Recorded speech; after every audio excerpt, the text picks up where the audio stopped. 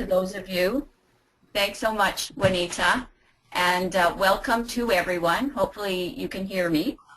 I'm delighted to represent the Social Enterprise Introduction webinar. This, for some of you, may not be new, but for others it will be. So the material in this webinar, it's designed to be introductory, but to give us all a common language for understanding and speaking to others in the sector about social enterprise. There's also a lot of resources that I'll draw your attention to through the webinar and at the end of the webinar, and you can really drill down by going to see some of those resources. If you have any questions, as Juanita said, please feel free to pop them in the chat area and we'll get to them as we can. I see that someone is not able to hear. I'm hearing. Can I just do a check on the sound? Make sure that everyone can hear. Anyone else having trouble with their vocal mics or their hearing?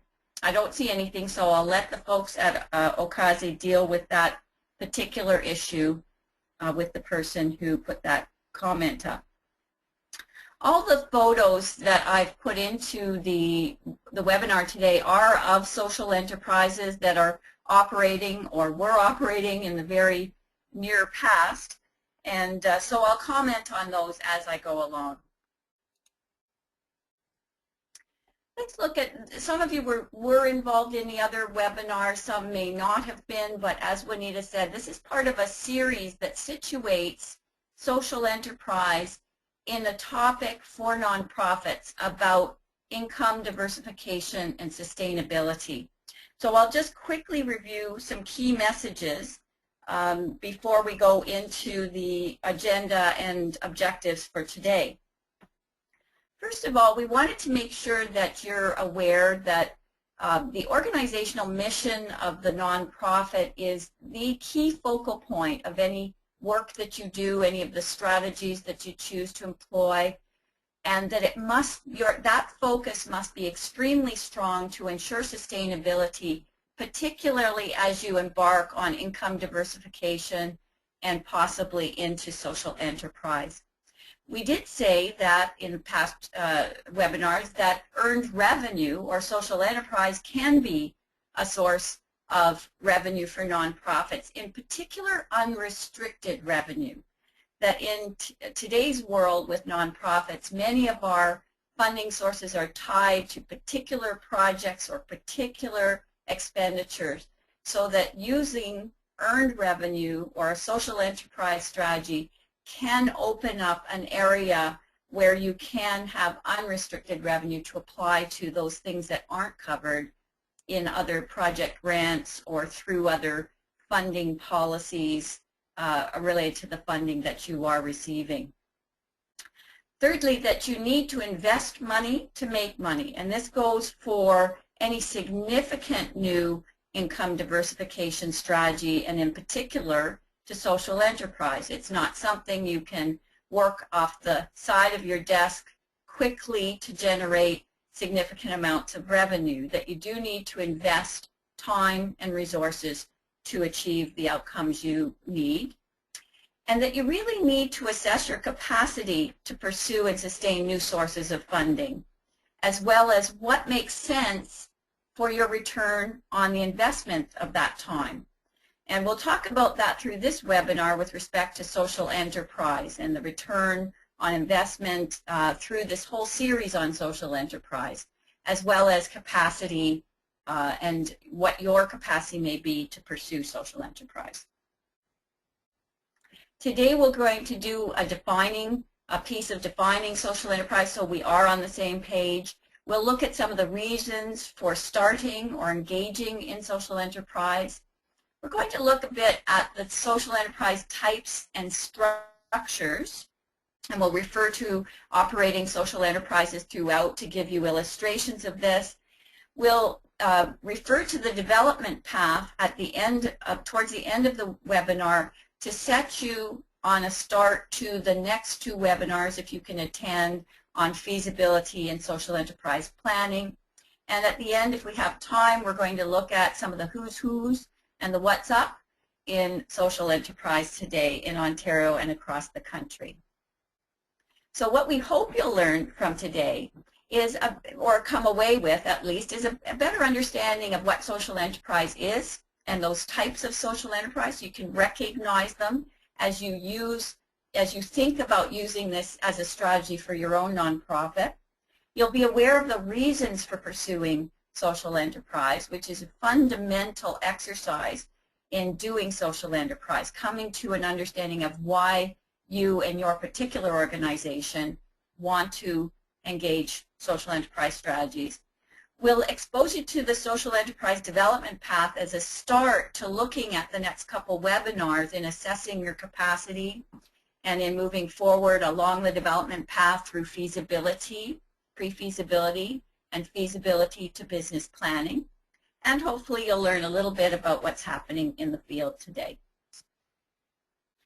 I want to give a special shout out to Mary Ferguson, a partner that I work with quite often in my social enterprise work. She's with Economist, Program Development Consultants, and she originally developed many of the slides for this webinar in her work with the Toronto Enterprise Fund, and we delivered these series for a number of groups in the nonprofit sector over the last 5 to 7 years. Another resource I'd like you to know about right at the outset is the Enterprising Nonprofits Canadian Guide to Social Enterprise. It's completely free to download. It's noted in the resources on this program, and the URL is right here in this slide, so that when you have this PowerPoint, you can refer to it when you need to. This is, for me, a very, very important guide. I was an editor in the last edition, and it's a lot of what you need to know about getting started in social enterprise today. So many of the slides you'll see today are also coming from the introduction that was the introduction workshop that's created by ENP. Before we go on to look at the definition, I'll just refer to the slide here and the picture. This depicts Revint Interpretation and Translation Services. It was formerly known as Riverdale Interpreters and has been in operation in Toronto since 2001. It's a good example of one of the types of social enterprises that are started through programming or organizations that work with immigrant settlement and language services. So let's look at what social enterprise is. As the interest in social enterprise grows, there are many more people becoming involved, but what I found is, as I said earlier, there's not really a common language in the field yet. And so we have a couple definitions floating around, and I'm going to share 2 of them with you so you can detect a little bit of the differences in orientation within the field. This first definition is of social enterprises as an organization or venture that achieves its social mission by using value-added earned income strategies. You'll notice in that definition there's no reference to a not-for-profit. It could be an organization or a business venture.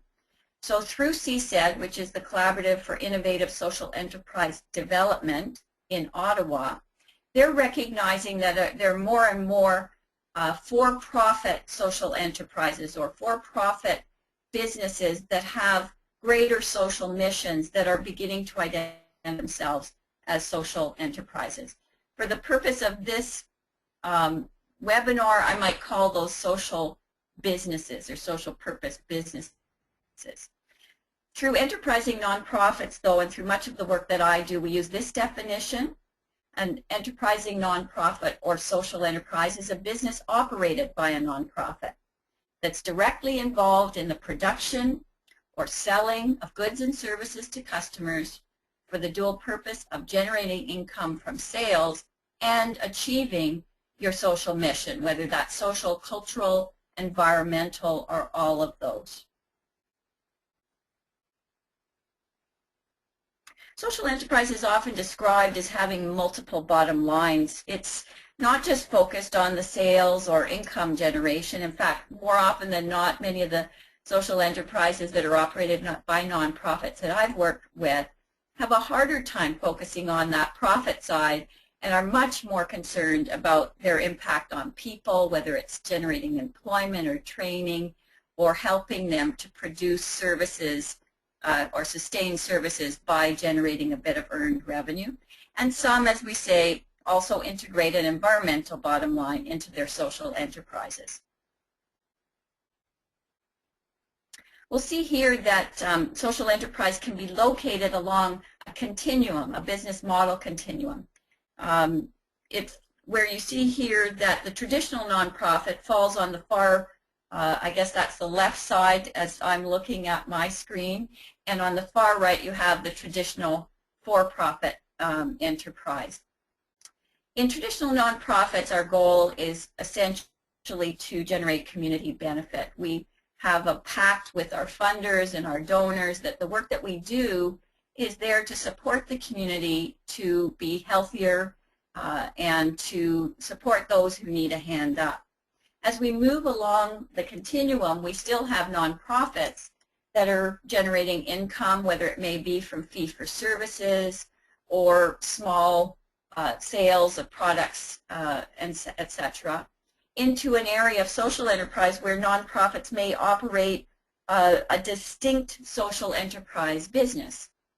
This social enterprise is on the nonprofit side, meet in the middle with this thing called socially responsible business or a for-profit enterprise that has a very strong social or environmental or cultural imperative. And beyond that, we see a corporate social responsibility and a traditional for-profit that I should say does not generate social good. We need our businesses in our communities, but their primary function is to generate a livelihood and to generate returns on investment for their investors and owners. Okay, so it's really important to see this within this continuum. What I've learned is, although the worlds are merging between for-profit and not-for-profit, that there's still significant differences in the worlds of nonprofits and private enterprises. And we see many of the tensions in social enterprise in nonprofits coming up based on these differences that have traditionally been there within the sectors. The primary goal of a not-for-profit is to fulfill its social mission, as I said, while private enterprise is set up to make a profit. Within nonprofits, we find that there are many different kinds of stakeholders and different levels of accountability, decision-making, and this means that our decision-making within nonprofits can be quite slow. You have boards of directors, you have funders with different policies around their funding programs. We have community stakeholders, perhaps membership in our nonprofit organizations, and then we have staff teams and so on. So we've got many different layers of accountability. Our systems are not always set up for that quick kind of decision making and the corrections to business models that are characteristic of some for-profit organizations. Also, nonprofits are expected to apply the bulk of their resources to their missions. They have little administrative overhead and resources to invest in new ventures, and many of our funding programs restrict us holding money back, holding funds back for research and development or other kinds of activities that would allow us to invest further in our capacity, perhaps to generate revenue or innovate in our programs. Whereas in the private sector, it's expected that an operator will invest in infrastructure such as technology and business management and do R&D to stay right on top of their sector and to be responsive to their customers. What we do share across our sectors is an absolute need to be attentive to the needs of our clients or customers and to our investors in order to be sustainable. Needless to say, there are many for-profit companies with social objectives and many more nonprofit or entrepreneurial nonprofits that have cultures and assets that can be applied to pursue social enterprise and to innovate. Others in the nonprofit sector, though, may be more challenged in this regard, and that's why we really do want to offer this kind of webinar. We want to make sure that groups that are still feeling uncertain about social enterprise have some capacity to move forward and assess their ability to get involved. Social enterprise and new trends in corporate social responsibility are blurring some of the lines between the sectors. And here's one quote that I found coming out of the very recent social enterprise survey for Ontario, which is just about to be released. Social enterprises is changing the rules of the game by fostering a culture of cross-pollination between business, government, and civic sectors to create more equitable and inclusive economies. So why is this game changing for nonprofits in particular? Well, I suggest we've always had our innovators in the nonprofit sector. I've seen some wonderful, wonderful programs and responses to community need coming out of nonprofits. But we also know that we're under siege a bit, that we're finding that we do not have the resources we need to do the kind of work we need to do in the nonprofit sector. And Imagine Canada has been monitoring this. And here's a quote from them, that 1/2 of charity leaders believe that current economic conditions make it difficult to carry out our mission despite increasing demand for not-for-profit products and services. So we're in that sort of catch-22 in the nonprofit sector, where when the economy is in trouble, the nonprofit sector is required to pick up the slack to support the folks that are really experiencing trouble and in their livelihoods at that time. However, at the same time, we often have austerity measures or cutbacks in grants, and that really is a double whammy for nonprofits, which is why we need to find innovative ways to stay in the game. This is a picture here, before I talk about social entrepreneurship, of the Bixie bikes, and many of you in Toronto and other communities may know about Bixie bikes. In Toronto, the contract for servicing the bikes was scooped by the Learning Enrichment Foundation. That's a nonprofit operating several social enterprises, and one that's been in existence for many, many years. Learning Enrichment Foundation offers bike mechanic training and uses the contract for Bixie bikes as a means of hands-on experience, providing hands-on experience and revenue generation for their training program. Increasingly, we've heard about this concept of social entrepreneurship in addition to social enterprise. This concept, its focus is squarely on the individual as opposed to the nonprofit organization. And it's been in use since about the 1960s, but seems to be creating or receiving greater attention now as we find a whole lot more entrepreneurs who want to engage in more social kinds of objectives with their businesses. An entrepreneur is one who organizes, manages, and assumes the risks of a business or enterprise. Here's one definition of a social entrepreneur, and that's a person in any sector who uses earned income strategies to pursue a social objective. Or as Wikipedia says, social entrepreneurship is the recognition of a social problem and the uses of entrepreneurial principles to organize, create, and manage a social venture to achieve a desired social change.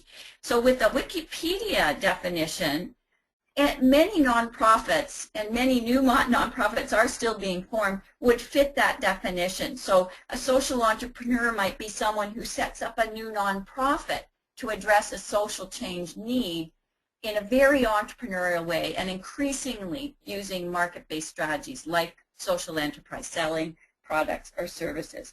So the key concepts here are an individual who is taking risks using entrepreneurial qualities and means, and addressing social issues and achieving social change. It's a growing international movement. Many of you have heard about Mohammed Yunus, the founder and manager of Grameen Bank, referred to as a social entrepreneur. The Ashoka Foundation has also promoted social entrepreneurship by supporting leaders like Mohammed around the world. And some of you may know there's now a school for social entrepreneurs. It's based on the model that has been used in the UK for a number of years. And that, if you're interested, please do Google School for Social Entrepreneurs. They're offering courses throughout Ontario, Toronto and Ontario. Here's another resource that could be of interest to you, and that's the SEE Change magazine. It's focused specifically on social entrepreneurship and comes with a free subscription. So the URL is there for you to pursue. Let's talk a little bit about interest in social enterprise. We know that social enterprise is not at all new. It may be new to you, or it may be new to many others around us, but certainly it's been in operation as a sector for many years. And the co-op sector is an example of one of the oldest social enterprise sectors in Canada and certainly in the world. Co-ops in Canada followed a movement from Britain that was started by what's called the Rochdale Pioneers. The Rochdale Society of Equitable Pioneers was founded in 1844 and was an early consumer cooperative that became a prototype for consumer co-op societies in Great Britain and in Canada. They were famous for designing the Rochdale Principles, which were a set of cooperative principles that provided the foundation for the development of co-ops around the world and are now integrated into all of our co-op legislation. That was just a group of 10 weavers, let's call them social entrepreneurs, and 20 others in Rochdale who were very concerned as a result of the Industrial Revolution that they were being forced to purchase their goods at the company store. And they decided that they could provide a more equitable return on the investment. In other words, people would pay less for their flour and sugar and basic supplies if they came and joined the co-op, and that's exactly what they did. Co-ops have been in Canada since the 1800s, and many nonprofits besides co-ops have been operating with fee-for-service models since the turn of the century in the 1900s. In fact, I learned fairly recently that Goodwill's first social enterprise thrift store and training location was in Sarnia, Ontario, and opened in the early 1900s. Now, we know that there's a history, but of course we're also seeing social enterprise activity thriving today. It's growing, and part of that is because, of course, there's added interest, and we'll talk about why in a moment. We've referred to it a bit earlier. But also because now that social enterprises have had some time to mature, we have a greater sense of what we know works and doesn't work, and we have some mature social enterprises that are generating quite good results in the marketplace. And so the more that this happens, the more people are getting intrigued with the possibilities for their own organization. Here's some trends as to why social enterprise is picking up more and more. And we've already referred to this. There's an unpredictable funding context for those of us who lived and worked in the social service sector for many years. We know that from one year to the next, a policy might change, a government might turn over, and a new funding program may restrict the use of, restrict our access to resources. We've also seen more business-based thinking in the social development sector. That's a function of certain kinds of folks that have come onto the board, certain kinds of capacity building, and our ability to learn from the private sector what might help us to operate more effectively. At the same time, we're seeing the private sector looking at the nonprofit sector as a wonderful example of how we can produce social good. So we're seeing that side of the for-profit sector learning from the not-for-profits. It is an opportunity to creatively address mission, as I said earlier, by generating unrestricted revenue that can support certain kinds of innovative programming. I've noticed more and more that there's an increase in socially entrepreneurial folks coming out of school these days, and they're really interested in social return on investment and creating social impact and bringing what they can from their entrepreneurial skills to the picture. And generally I found that there is some dissatisfaction within the nonprofit sector around the old ways of doing things. We used to have a phrase we used called empire building, and that was for nonprofits that kept picking up and doing everything in their sector, and often these days we're now seeing a little bit of the opposite of that. Is what is nonprofits finding what their niche is and collaborating with other organizations rather than trying to do it all. And sometimes operating social enterprises is a way of fitting their mission better to their community. And as I say, there's more collaboration in the sector these days. There are many, many kinds of nonprofits that are operating social enterprises. Some of you on the call may be some of these organizations. And of course, I put Newcomers organizations at the top because many of you are from that sector. But we also have housing providers, employment training organizations, arts and culture centers, and environmental organizations. We've seen social enterprises starting up in high schools. And we know that community economic development groups like the Learning Enrichment Foundation and COIN in Peterborough have operated social enterprises for some time. You might not think, though, about the local sports and recreation groups that are not-for-profits using fee-for-service type models to generate revenue to do what they need to do. And faith groups. A lot of churches either have started social enterprises. An example would be St. John's Bakery in Toronto, which was started by St. John the Compassionate Mission. A number of other social enterprises and co-ops have been started by faith groups. And there are often churches that rent their spaces and have paid parking and so on to keep money in supporting their faith community. Agricultural societies are some of our oldest social enterprises in Ontario, dating back to the 1800s with their fairs. And Aboriginal groups and band councils have been running their own businesses for some time. Finally, at the post-secondary level, we see a number of student councils that have set up businesses in the food sector, student-owned book co-ops, textbook co-ops, and housing. Here's another social enterprise you might not know about. It's called Windfall Brides. And it's a bridal boutique and a wholesale outlet run by Windfall, which is a registered charity that provides clothing and support and training to persons who are on social assistance. The boutique offers brides high-end dresses at wholesale prices as well as job training in operating the business. Bridal salons across the GTA, that's Greater Toronto area, they donate new surplus dresses, and they're all couture dresses, to the boutique, and they sell them to raise money for their anti-poverty programs.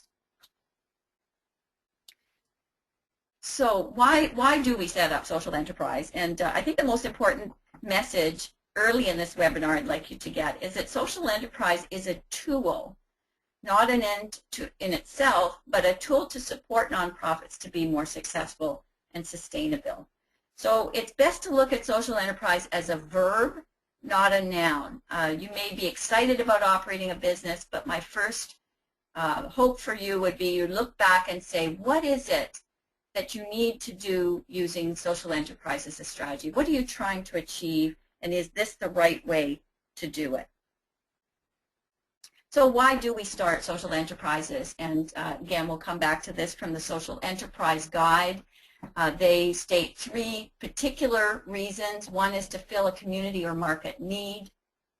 Another is to advance your organizational mission. And the third is to enhance your organization or group's financial sustainability.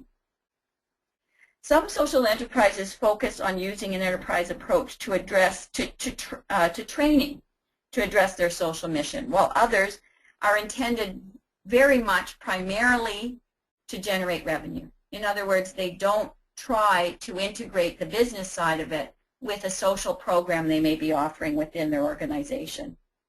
All social enterprises, however, must fill either a community or market need, or they will not be successful. So what do we mean by community or market need? Well, obviously, if you're going to start a business, you need to know that you have customers. And identifying what your customers need means finding out what your market is. And so that's a fundamental part of developing social enterprise is identifying what the market is and what that customer profile looks like. And similarly in social enterprise, you also have to think about if you're operating an enterprise that is a training enterprise or an employment-based enterprise, what does your community need? What kind of employment?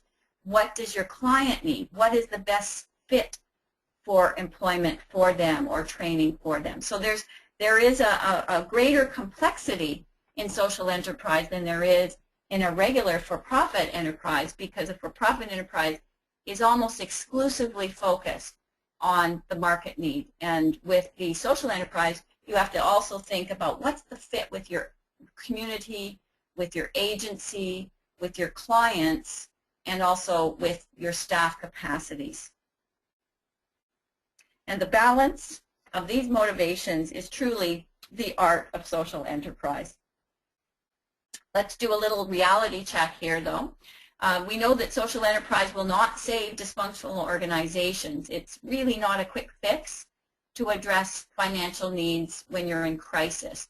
So when I do start work with social enterprises, with nonprofits interested in social enterprise, we always do an organizational readiness assessment, and we look at what's going on within the organization before we ever talk about what they want to do through social enterprise. And quite often we'll find that there are things that need to be done before you start thinking seriously about social enterprise, including having a good strategic planning exercise with your board and staff, or really doing an audit of your funding profile now, so that we understand where you're in crisis and where you may be on firm ground, so that you can invest some excess capacity of time and money in developing a social enterprise idea. So what are the different types of social enterprises? Let me just see here if I've got,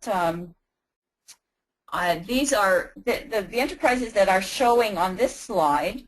In particular, one of them is Haween, which is and ethnicity catering. These are the two on this slide.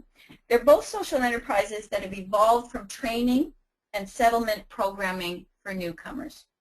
Haween is a contract sewing company in Rexdale in the Greater Toronto area, and Ethnicity is a multicultural caterer that operates out west. Okay, so here are the generally accepted categories for social enterprise. Helps you to kind of recognize them as you see them in your particular community. The first is that human or employment development enterprise. We also sometimes call it a social purpose enterprise, and those are the ones that do operate out of training or to provide employment for people who need some either long-term or short-term employment to link them to the mainstream economy. The second are mission-based enterprises. They're enterprises that have a close relationship to the mission of the organization, but don't necessarily do training or employ clients in a nonprofit. The third are strictly revenue-generating enterprises, those enterprises that operate independent of the mission of an organization, often as a subsidiary or as a sort of sideline to generate some unrestricted revenue. And then there are cooperatives, which we've set them aside because they're slightly different structure than many of the others. So let's look at social purpose enterprise or human and employment development enterprises.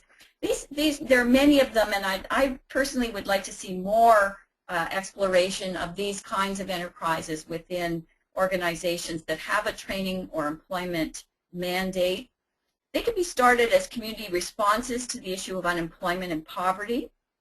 They can also be started as a kind of procurement replacement, and we've coined that term, and you'll see why, in relation to those organizations that have functions they have to fulfill that could be fulfilled through employment of several of their clients.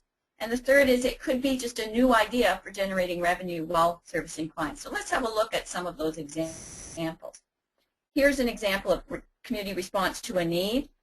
These organizations, including Common Ground Cooperative, were set up by people in the community who are supporters of a particular group of people. Common Ground was set up by family members and community members who are concerned that folks who had developmental disabilities did not have the dignity of employment, a place to feel good about themselves, and also to generate revenue. And they set up a very intriguing model with a nonprofit cooperative as its base, and then I believe it's up to 5 small business partnerships that are owned and operated by persons with disabilities. So it's a very, very interesting model. Mostly they're involved in food, catering, coffee kiosks, but they also operate a toy cleaning company. A-Way Express is another example of a group of community members that got together and formed a social enterprise at the outset, as opposed to forming a not-for-profit providing services and then coming to an earned revenue strategy. This has been in existence for over 25 years, well, since 1987. I won't do the math, but certainly it's one of our oldest, and it was set up by persons with mental health issues and continues to employ over 50 people in the Toronto area.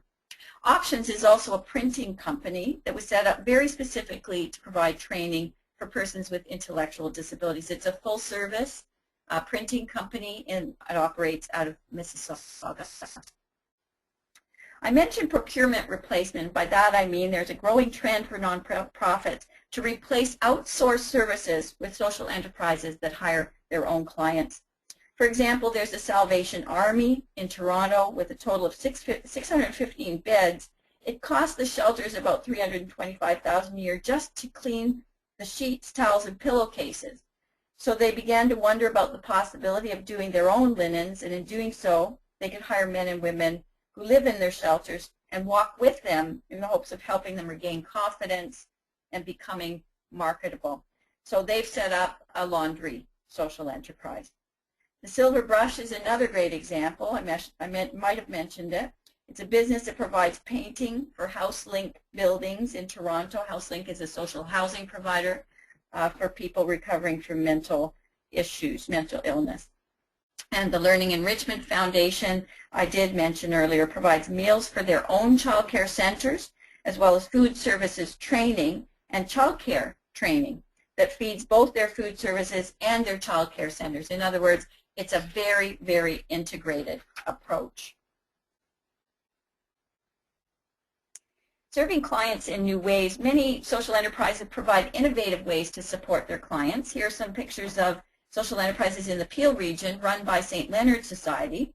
They operate a catering company, a lawn maintenance company, and a cleaning company, all to provide meaningful employment for men who've been previously incarcerated and are living in their nonprofit housing.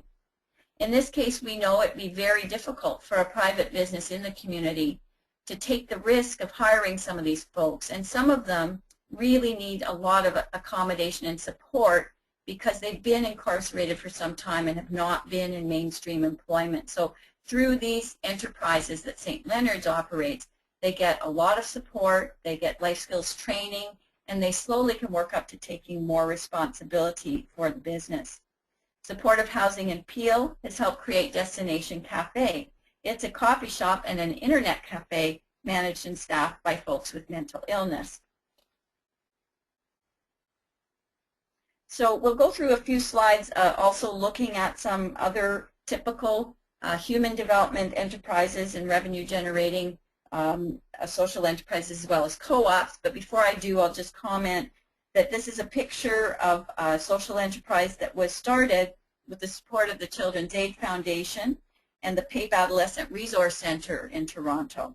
It's a DJ service called Blue Sky DJs, and it provides professional DJ services at competitive rates in Toronto.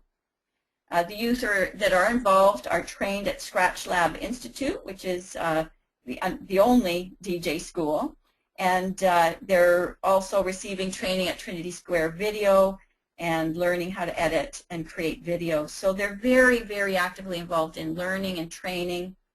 Essentially, this is a temporary paid employment opportunity intended to support the young men in furthering their education or seeking out full-time work in other fields. So here's some typical human development enterprises. Many of them, as we've noted, are in hospitality and food services, and landscaping. moving, cleaning services, and bike repair. Many of these are low barrier to entry jobs where training can be, hands-on training can be integrated with delivering an enterprise service or product to the community. Here's some examples of mission-based enterprises. Many of the social recreational services that offers fee-for-service programming, like the YMCA, are examples of mission-based businesses.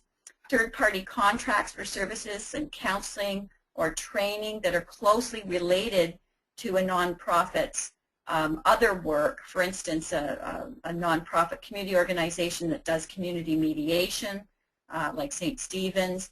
That would be a mission-based enterprise example. And of course, art galleries and museums are there to support and promote culture, and they also take tickets at the door and sell through their gift shops. Now, through common revenue-generating ideas, you'll see many of these throughout Ontario and across Canada. These are where an organization may exist to do something quite other than facility rental. Perhaps they're a social service agency but have excess space, will rent some of their space to generate revenue. Thrift stores are very common revenue-generating social enterprises, as are train-the-trainer programs. And we mentioned Windfall, and another example is Furniture Link in Toronto that sells donated articles as a revenue generator. And finally, co-ops. There are childcare and nursery co-ops throughout Ontario and Canada. Again, some of these as old as 80 years in operation. Local food buying and distribution clubs, social service support organizations that are organized as co-ops, Counterpoint Counseling that provides a counseling service through a worker co-op model for men who have anger management issues and are mandated by court to take counseling and workshops. And then, of course, I've mentioned earlier youth and student cooperatives in post-secondary and even in high schools. Okay, so now we'll look quickly at some of the newcomer social enterprises. In the Orkwise video, Lucia Harrison, Executive Director of Kitchener-Waterloo Multicultural Center, she shares her agency's experience related to developing and nurturing a social enterprise as part of her plan to diversify funding. They began over 15 years ago as an interpretation service with an operating budget of $20,000 and have grown to an operating budget of more than $500,000 in 2012. Learning Enrichment Foundation began offering childcare in the early 1980s to better allow parents to support their families by working. And since opening their first center, they've expanded to 18 childcare centers, 15 before and after school programs located in the City of York and North Etobicoke. They're one of the largest providers of childcare services in Toronto. But that's not all. They offer youth employment training such as the bike mechanics and repair training I spoke about. They have early childhood education assistance training and food services and entrepreneurship training, all feeding their entrepreneurial activities. The Multicultural Health Brokers Co-op in Calgary was started by a group of multi-ethnic, multiracial women with a concern for those families who weren't accessing health services in their city. They're a worker cooperative. They provide research and interpretation and brokering services, as well as other programming to improve health outcomes for immigrant families.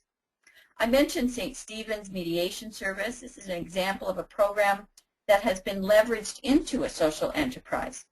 You can learn more about their services by reviewing the PowerPoint from the Okazi Executive Directors Forum in 2011, where Bill Sinclair from St. Stephen's presented on social enterprise along with Peter Frampton from Learning Enrichment Foundation and Margaret Hancock from Family Services Toronto, who operates an employee assistance program as a social enterprise, as well as Lucia Harrison from Kitchener-Waterloo Cultural Center.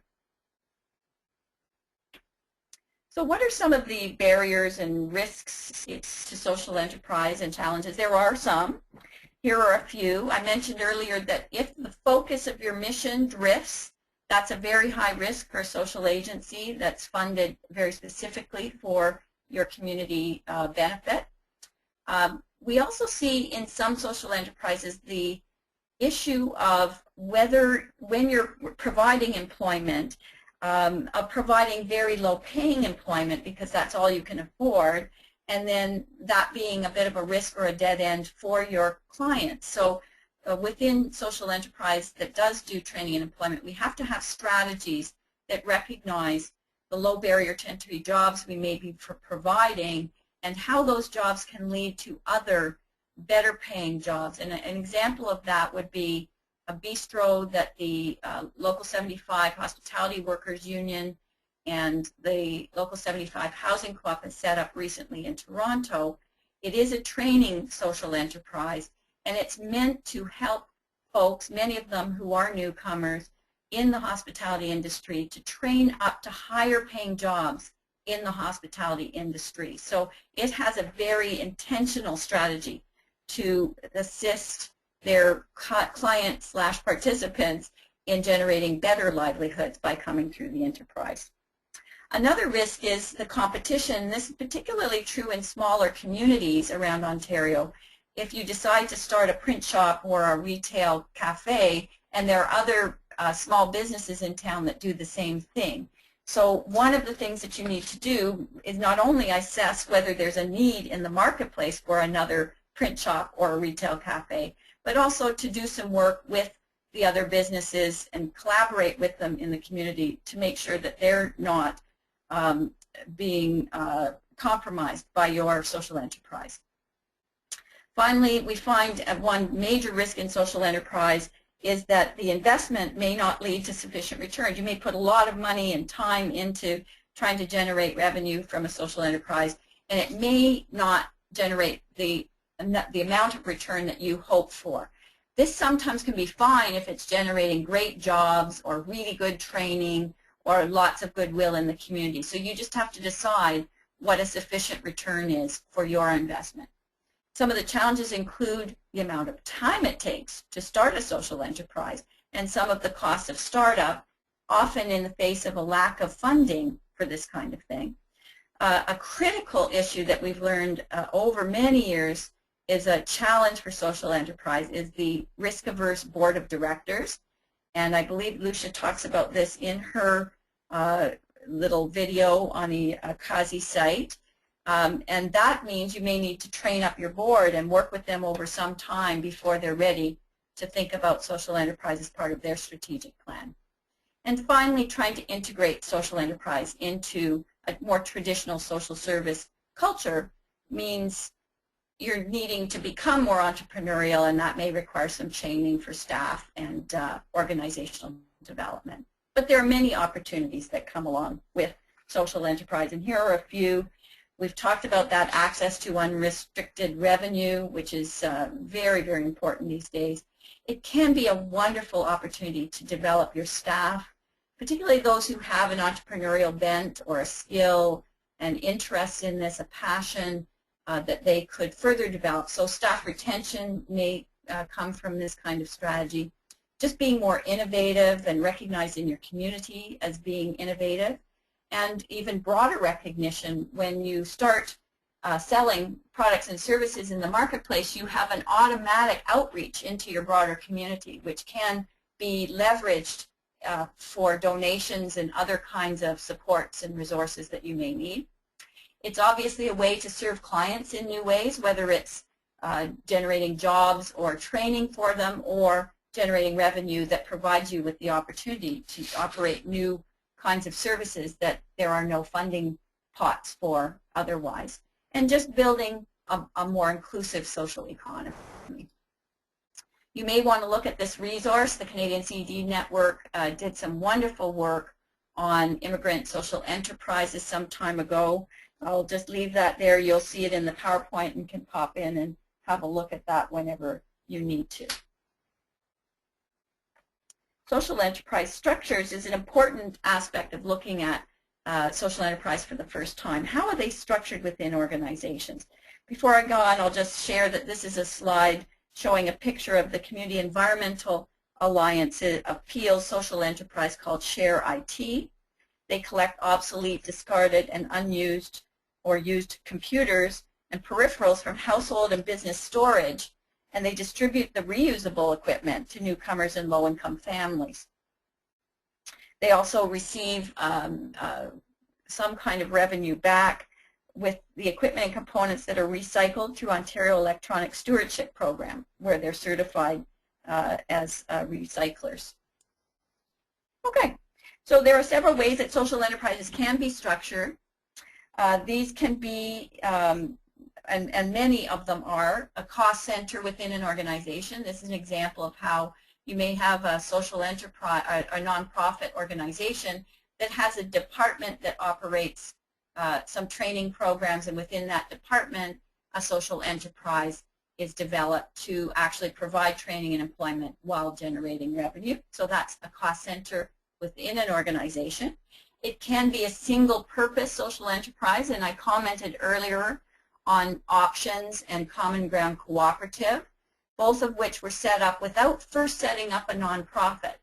Again, A-Way Courier is another example. They were set up directly as a social enterprise that had a business model built into it. Social enterprises can also be created as a for-profit subsidiary, wholly or partially controlled, or a separate nonprofit. These include, examples of these include NT Temps, that was set up as a temp service agency, a subsidiary of Nottawasaga Futures, which is a nonprofit community futures development corporation in Alliston, and Atira Property Management in Vancouver. This is a full-service property management company set up by a women's housing society in Vancouver, and it operates completely separate from and generates revenue for the nonprofit entity. This option requires many more legal considerations, but it does separate the management of the social enterprise from the regular mission business of the nonprofit or charity, thereby allowing them to operate a business with an unrelated, a purpose unrelated to their charitable purpose. And this is where you get into CRA considerations. I'll refer to that very briefly in a moment. This can reduce the risk for a nonprofit that's fairly established and has many assets. So if you're an organization that has a very robust service offering and you want to explore the development of a social enterprise that's a bit of a higher risk, you might consider setting it up as a subsidiary so that the assets of the nonprofit will not be at risk. This is an approach that's usually reserved for enterprises that have a very strong business model, that have done their homework and recognize that they can generate significant revenue that can be filtered back to a not-for-profit. And many environmental social enterprises are offshoots of environmental community groups. Example would be an energy retrofit company that was set up by a Green Communities local organization or association. The next, I did mention that you could set up a cooperative, and that can be set up by a not-for-profit. An example there, and I've talked to a number of groups about this, is where a not-for-profit working with immigrant women or men might see the need for instance, an entrepreneurial initiative run by their client. So it could be a worker co-op that offers tutoring, for instance, or informal home child care services. So that might be started by a not-for-profit and then spun off, perhaps supported by the nonprofit over a period of time, and then spun off to its owners through a cooperative model. What are some of those factors related to structure? Well, there are many. I won't go into them now because I see our time is running out. But they do relate to your relationship with the CRA and how you're structured, whether as a charity or a not-for-profit, and the scale and level, the scale of the business and level of risk you want to take. Many of us ask, is it legal for a charity to do social enterprise? The answer is yes, absolutely, but under certain conditions, and there are guidelines. These are shifting and changing these days. We'll revisit the question in webinar 3, social enterprise planning, and there are resources such as this one or 2. You can go directly to CRA for their policy, or you can visit the BC Centre for Social Enterprise, which has been doing a lot of work on this area of the connection between charitable organizations and social enterprise. Okay, We're going to quickly run through the stages of development so that you can understand and recognize that before we go into our next 2 webinars. Hopefully you'll join us for those webinars. I said earlier, one of our first steps is to define your goals. Why are you considering a social enterprise? How does it fit within your strategic plan? And to look at your organization to find out who needs to be involved and what it will take you to be ready. And we're going to be looking at some of this readiness in our next webinar. The next is to generate some venture criteria, and those are very much based on your mission and your objectives. So how will you screen different social enterprise business ideas, and what are the shared criteria within your organization so that you can choose ones that you'll go a step further with into pre-feasibility. Pre-feasibility work, again, we're talking about next time. It entails looking at the fit with your mission, with your staff capacity, and with early market research to see if there really is a market for the business idea before you invest in a more in-depth feasibility analysis. Finally, if you pass your test on the feasibility study and it says, yes, it's worth going for, then you would do more complete business planning, getting you ready to capitalize or find the funding to execute your business. And so those are the steps in starting a social enterprise. Again, we'll go into more depth in that in the next 2 webinars.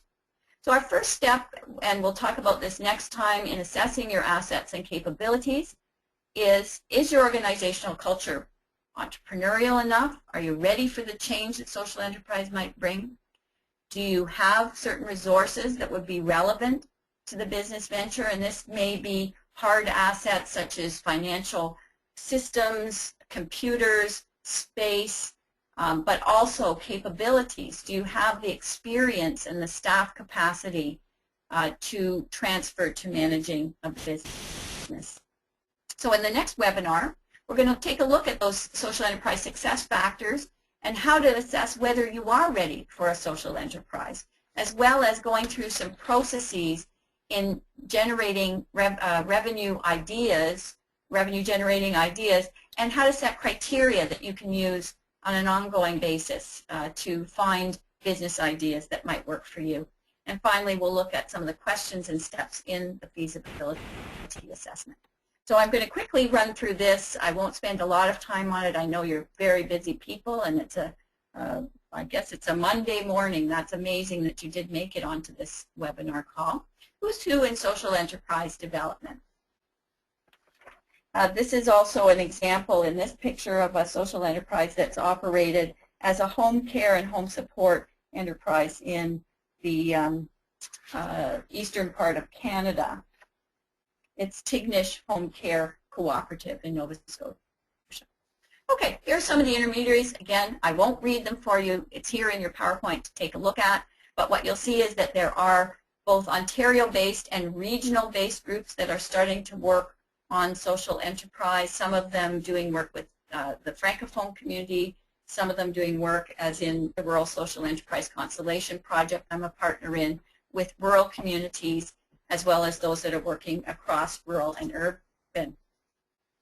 Nationally, I think it's very important for you to understand or know that there is Enterprising Nonprofits. Its website is so full of resources. Please visit it. There is a Social Enterprise Council of Canada, which is an important body that's beginning to help us pull together our work in social enterprise and represent ourselves to provincial and national or federal governments.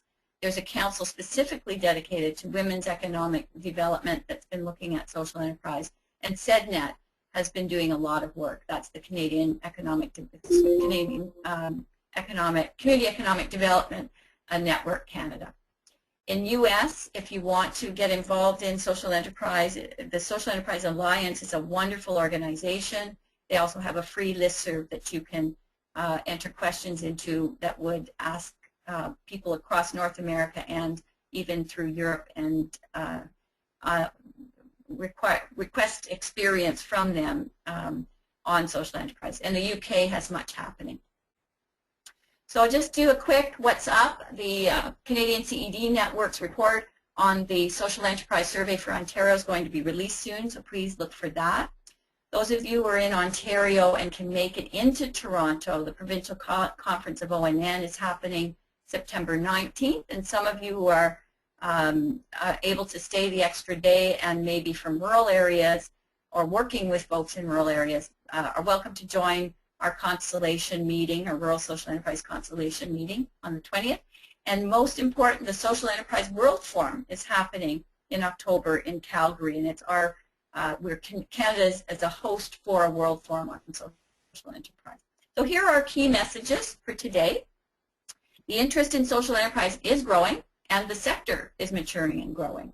And social enterprises come in many different sizes and shapes, so there's no real cookie cutter for them, although there are some models that are evolving that may be replicable. The return on investment in social enterprise, it takes time and planning. It's not a silver bullet for financial crises and concerns, but it can generate many opportunities for your nonprofit if you're intentional about them. I won't go over these resources, but I want to draw your attention to them. There's a wealth of them, and you can find these on the PowerPoint and visit directly the sites using those links. If some of you are going to be joining me for the next couple webinars, as I encourage you to do, I'd love to spend that time with you. Please think about visiting the orgwise.ca video and listening to Lucia Harrison talk about her social enterprise.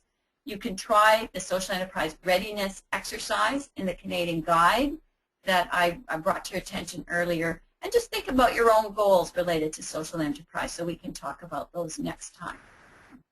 The upcoming webinars are on June 18th. That one will look at social enterprise feasibility, and July 2nd on social enterprise planning. Thank you for being part of our webinar. If any of you do have questions and want to stay back, I'll watch the chat area for a moment just to see.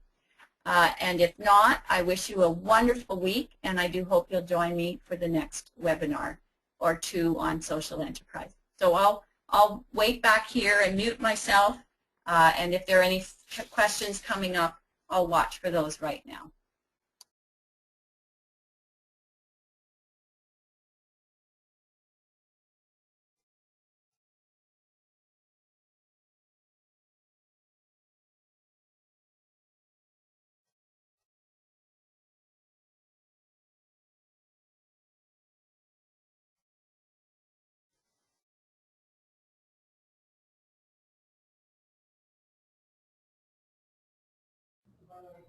Well, I see no questions. Thank you very much, Kathy, for that. Thank you all for attending and for your attentiveness for the last session. The webinar will be available online on the OrgWise site at www.orgwise.ca. If you don't have an account, please sign up for one now at the website, and we look forward to seeing you in the next session. Thank you.